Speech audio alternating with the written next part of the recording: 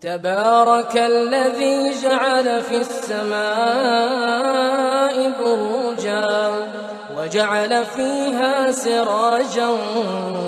وقمرا منيرا وهو الذي جعل الليل والنهار خلفة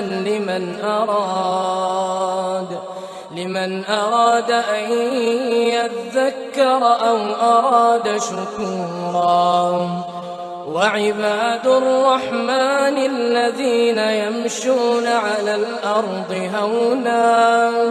وإذا خاطبهم الجاهلون قالوا سلاما والذين يبيتون لربهم سجدا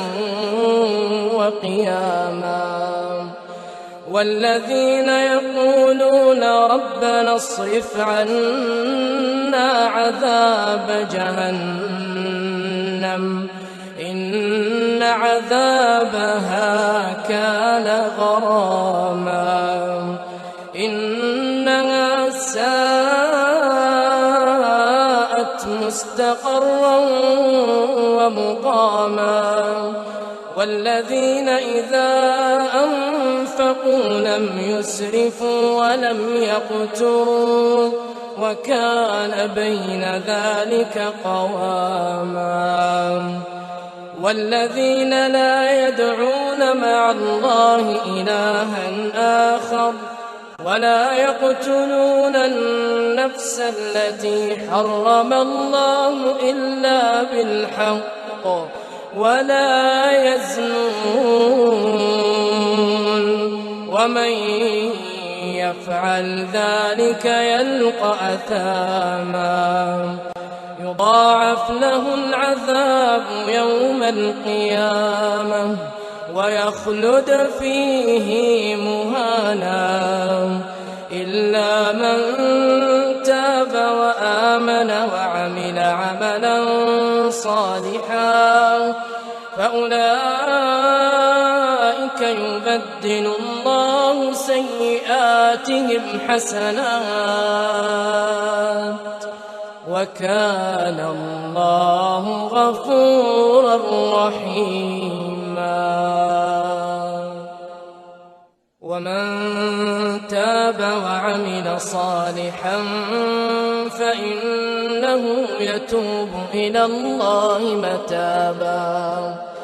والذين لا يشهدون الزور وإذا مروا باللغو مروا كراما والذين إذا ذكروا بآيات ربهم لم يخروا عليها صما وعميانا والذين يقولون